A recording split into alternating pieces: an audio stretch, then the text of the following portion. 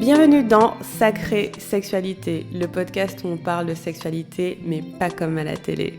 Je m'appelle Livia Quero, je suis écrivaine, je suis coach en sexualité et je suis aussi très fan de comédie romantique.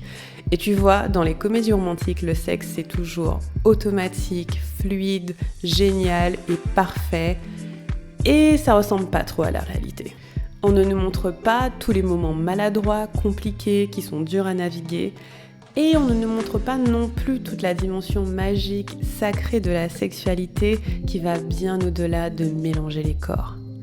Eh bien, tu sais quoi ? Dans ce podcast, c'est exactement ce qu'on va faire. On va parler des choses qui sont un peu compliquées, un peu difficiles et dont personne ne parle jamais. Et en même temps, on va parler de la dimension spirituelle, énergétique de la sexualité qui en fait un outil qui te permet de te reconnecter à qui tu es et qui impacte tous les aspects de ta vie. Je suis très heureuse de t'accueillir dans ce podcast et je te dis à tout de suite pour l'épisode du jour. Hello les amis, bienvenue dans ce nouvel épisode. Aujourd'hui j'avais envie de faire quelque chose d'un peu différent. J'ai envie de vous inviter dans les coulisses de mon travail en tant que coach en résolution somatique des traumas. C'est long, mais ça fait partie de ce que je fais. Donc je suis coach en sexualité, dans le sens où mon travail principal, c'est d'aider les femmes et personnes à vulve à être plus épanouies dans leur sexualité et donc à avoir plus de désir, plus d'orgasme. Et l'autre pan de mon travail, c'est le soin des traumas. Parce que pour moi, c'est compliqué, voire impossible, d'avoir les orgasmes les plus puissants qu'on veut si on soigne pas ces traumas. Et avant de creuser ça, je veux préfacer en disant que même si vous ne vous rappelez pas avoir eu des événements traumatiques dans votre vie, dans la société dans laquelle on est, tout le monde a des traumas, et en particulier si vous êtes une femme ou une personne à vulve, c'est quasiment sûr que vous en avez. Je dis pas ça pour vous alarmer, parce que le trauma en lui-même n'est pas grave. Ce qu'on appelle trauma, c'est ce qui est emmagasiné dans le corps comme protection pour que ce qui vous est arrivé de grave ne se reproduise plus. Donc le fait d'avoir du trauma, c'est pas grave en soi. Ce qui est grave, c'est qu'il y ait des choses qui aient causé ce trauma, et ça, on aurait préféré les éviter, n'est-ce pas ? Mais en tout cas, quand je dis que tout le monde a du trauma, je veux pas que vous soyez alarmés. Je veux juste que vous réalisiez qu'en fait, on a tous et toutes des choses qui nous ont chamboulés et pour lesquelles on a créé une couche de protection. Et c'est une façon très intelligente pour notre corps de fonctionner. Donc on a tous et toutes à peu près du trauma, ne serait-ce que du trauma sociétal, parce qu'on est dans une société qui est très sexiste, raciste, patriarcale, tout ce que vous voulez, capitaliste, vous connaissez tous les systèmes d'oppression divers et variés avec lesquels on navigue en ce moment, ne serait-ce que ça, et on a aussi du trauma ancestral, mais je ferai un autre épisode sur le trauma ancestral parce que j'ai envie d'aller un petit peu plus dans le détail. En tout cas, on a tous et toutes des couches de trauma, ça fait juste partie de comment le corps fonctionne. Et c'est simplement que certains d'entre nous vont avoir des traumas plus ou moins simples, plus ou moins complexes, plus ou moins venus tôt dans la vie ou tard dans la vie, qui vont finalement affecter nos comportements. Voilà, donc je voulais juste préfacer ça. Maintenant, j'avais envie de un peu vous décrire à quoi ressemble une séance de coaching en résolution somatique des traumas. Ça veut dire quoi, résolution somatique ? Ça veut dire qu'on résout par le corps. C'est-à-dire qu'on n'a pas besoin que vous racontiez votre passé, votre vécu, les choses qui vous ont fait du mal. C'est vraiment pas nécessaire. Dans le sens où ça nous aide pas particulièrement à soigner le trauma. C'est du contexte qui peut nous faire tirer certaines conclusions. Mais le corps, il s'en fout de l'histoire. Le corps, il se rappelle juste des conséquences à aujourd'hui. En fait, le corps pense qu'à l'instant présent. Il pense que à, dans cet instant présent, je dois te protéger. Il se rappelle plus trop ce qui s'est passé. Il sait juste que là, aujourd'hui, là tout de suite, il peut éventuellement avoir un danger, donc je te protège.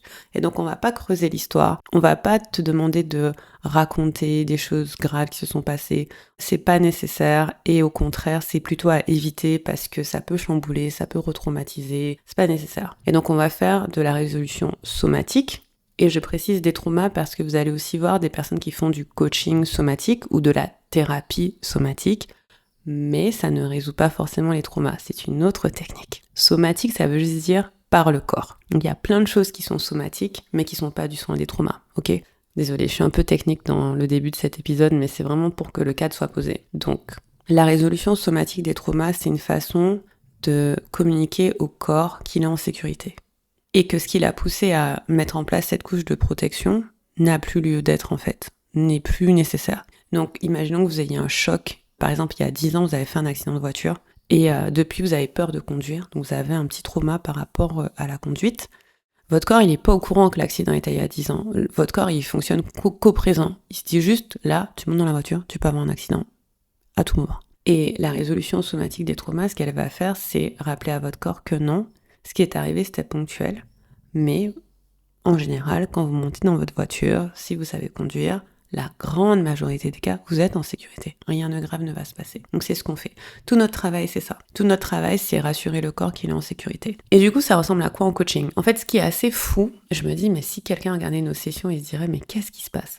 Ce qui est assez fou, c'est que comme on ne travaille pas avec l'histoire, on travaille pas avec le passé, on travaille pas avec le vécu, on travaille que avec ce qui se passe dans l'instant présent. Et qu'est-ce qui se passe dans l'instant présent ? Eh bien, on a des sensations. On se connecte aux sensations corporelles. Donc, par exemple, imaginons que vous avez eu cet accident de voiture et qu'aujourd'hui, quand vous montez dans une voiture, vous paniquez. Peut-être que vous vous rappelez même pas que vous avez eu un accident de voiture, mais vous savez que vous paniquez quand vous montez dans la voiture. Qu'on va faire notre séance de coaching en résolution somatique des traumas, vous allez me dire, mais Livia, je comprends pas, à chaque fois que je monte dans une voiture, je panique, j'ai beaucoup de mal à conduire, j'aimerais bien pouvoir conduire sereinement.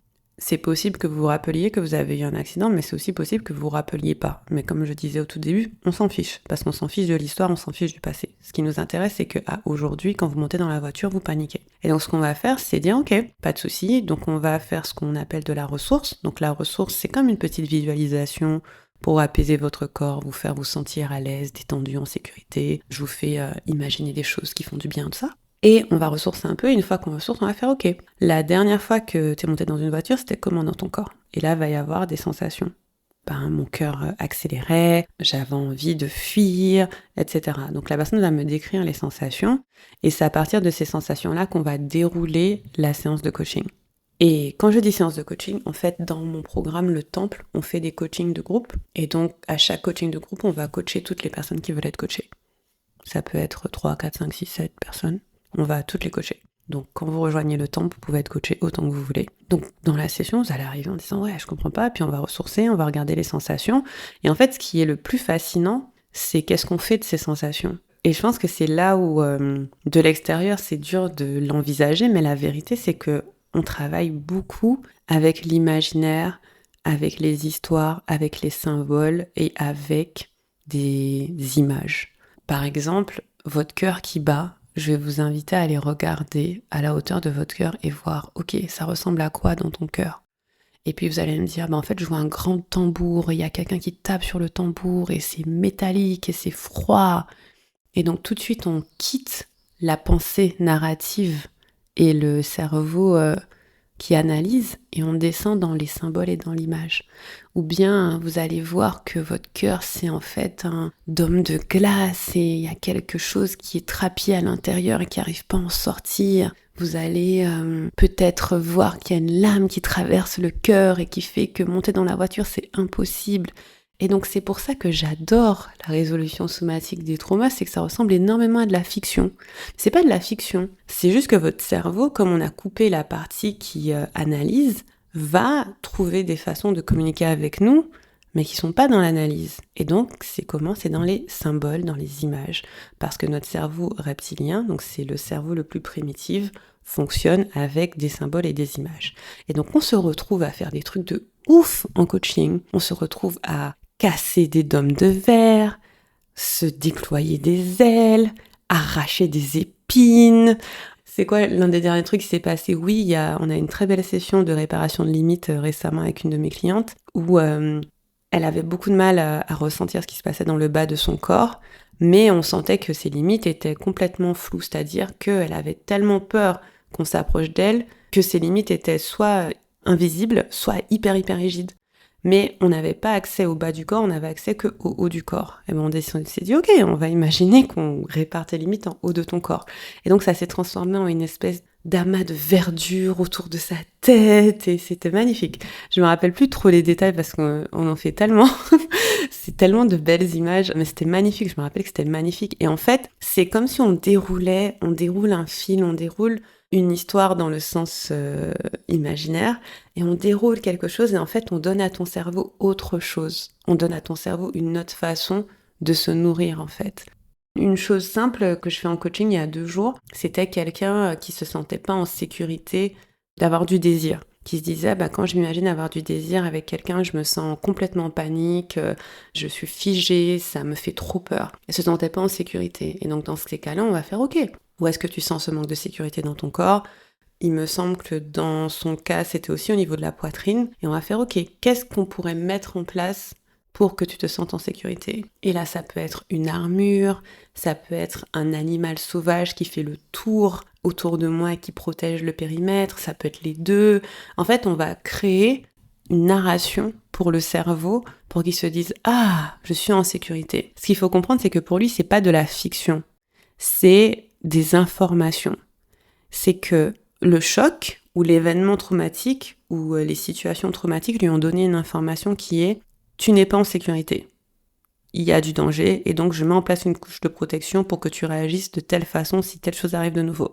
Donc en fait, on a dans le corps codé l'information que telle chose c'est du danger. Le désir c'est du danger, le plaisir c'est du danger, les relations c'est du danger, gagner de l'argent c'est du danger, créer ce que j'ai envie de créer c'est du danger, la visibilité c'est du danger. En fait, on va avoir à cause de cet événement traumatique ou même de situations générales dans notre vie, des choses qu'on a entendues, ce message que c'est du danger. Et votre corps, il réfléchit pas. Il n'est pas en train d'analyser pourquoi c'est du danger. Il sait juste que c'est du danger et donc il va avoir des réactions automatiques par rapport à ça. Et donc nous, avec la résolution somatique des traumas, on va venir juste lui raconter une autre histoire et lui donner d'autres informations. En fait, ça va l'apaiser instantanément. Il va faire « Ah, t'es protégé en fait, ça va, ça va ». Et une chose qu'on fait aussi beaucoup, c'est que parfois notre corps nous protège avec des protections qui sont vraiment trop rigides. C'est-à-dire que pour, par exemple, vous protéger pour que personne ne vous fasse du mal, il va juste vous bloquer toutes vos relations. Il va juste dire non, je peux fréquenter personne, je peux approcher de personne, tout le monde est dangereux. Sauf que c'est pas des limites saines. Les limites saines laissent rentrer ce qui est bon pour nous et ne laissent pas rentrer ce qui n'est pas bon pour nous. Et donc, ce qu'on va faire, c'est remplacer cette barrière très rigide par quelque chose de moins rigide et quelque chose qui a un petit peu d'espace, d'ouverture, de discernement.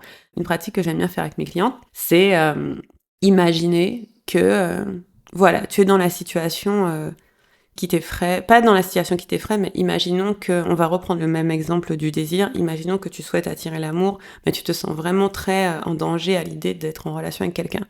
Ok, donc moi ce que je vais faire comme pratique, c'est te dire, ok, imagine t'es dans un champ, t'es dans un champ, t'es debout au milieu du champ, tu es exposé, et tu dois t'assurer que rien de mal ne t'arrive. Tu dois t'assurer que tu es en sécurité et que tu peux juste vivre et être comme tu as envie d'être. Ok, qu'est-ce que tu vois comme protection autour de toi? C'est un petit peu ce que je disais tout à l'heure.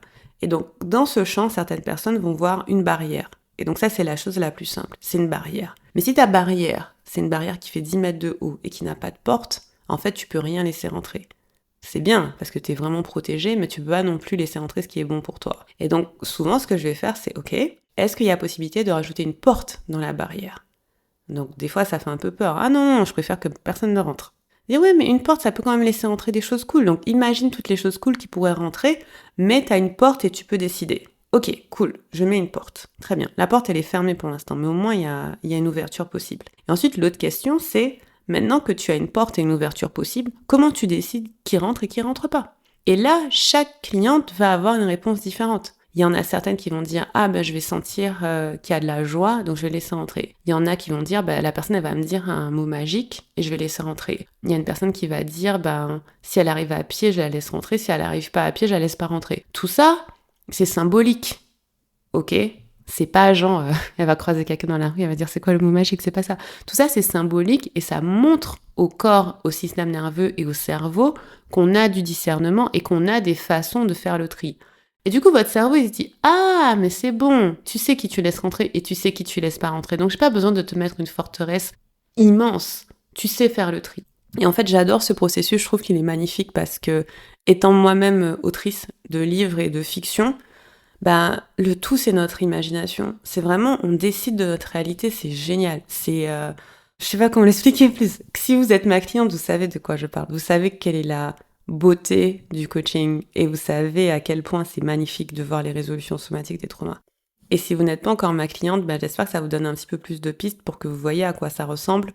Mais voilà, on travaille beaucoup avec des symboles, des images, l'imaginaire, des histoires, avec beaucoup la nature aussi, parce que la nature est parfaite, elle fonctionne parfaitement bien. Et donc quand on se sent un petit peu déphasé, quand on se sent un petit peu déstabilisé, on peut poser le regard sur la nature et se dire « Ah, mais en fait, j'ai pas à faire d'efforts surhumains. Regarde, dans la nature, aucun animal ne fait d'efforts surhumains pour obtenir quelque chose. Chaque chose a son rythme et sa façon d'être qui est parfaitement organisée en fait. Donc je peux juste être humaine et vivre et exister et ça va aller. Ou bien on peut se connecter à des ressources naturelles, on peut se connecter à la puissance de la mer, à l'étendue du ciel, à la stabilité d'un arbre, on peut se connecter à la liberté d'un papillon.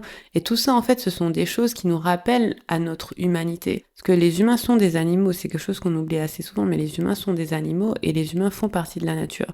Et beaucoup de ce qu'on fait, c'est connecter à la nature. Beaucoup de ce qu'on fait, c'est aussi connecter à des énergies plus grandes que nous. Donc pour celles et ceux qui croient en Dieu, ça peut être se connecter à Dieu. Celles et ceux qui croient en l'univers, ça peut être se connecter à l'univers. Parfois, c'est certaines divinités. Parfois, c'est les ancêtres. Une énergie. Par exemple, certaines de mes clientes qui n'ont pas forcément d'appétence avec la religion vont se connecter avec une énergie d'amour, une énergie de paix. Ça fonctionne, tout fonctionne. Et en fait, en étant connecté à toutes ces choses-là, on envoie au corps le signal que ça va aller, que ça va aller, que tout va bien se passer, que je suis en sécurité. Et le processus de résolution somatique des traumas, on peut enlever une couche de trauma en 15 minutes, 20 minutes, parfois je peux passer 30-40 minutes, mais vraiment ça peut être assez rapide parce que notre corps il est réactif. Il est réactif. Et il y a des fois où c'est un peu plus tenace, entre guillemets, où vraiment on veut pas enlever la couche de protection, auquel cas, je propose une autre couche de protection qui est plus efficace, dans le sens où elle va laisser rentrer ce qu'il faut et ne pas laisser rentrer ce qu'il faut pas. Voilà, donc je voulais juste vous donner un petit aperçu de comment ça fonctionne. Je pense que je ferai quelques démos et je les mettrai sur le podcast, comme ça ce sera encore plus fun pour vous. Je ferai peut-être quelques démos avec mes clientes, comme ça vous pourrez voir de quoi je parle quand je parle de résolution somatique des traumas. Mais j'avais envie de vous montrer à quel point les images sont importantes, les symboles sont importants, votre imaginaire est important. Même quand vous, par exemple, vous journalez, vous écrivez dans votre journal, quand vous rêvassez, quand vous baladez, s'il y a des images, des phénomènes, des animaux, des symboles, des énergies qui vous parlent, ne mettez pas ça de côté parce que c'est une grosse partie du soin. C'est une grosse partie du soin. L'humain n'est pas que cerveau analytique. L'humain n'est pas que tableau Excel, A plus B, je fais ça, donc il se passe ça. On est beaucoup plus magique que ça, beaucoup plus organique que ça. Il y a plein de choses qui n'ont pas d'explication super logique. Si on creuse, on peut trouver une explication logique, mais vraiment au premier abord, on peut se dire « mais qu'est-ce qui se passe ?»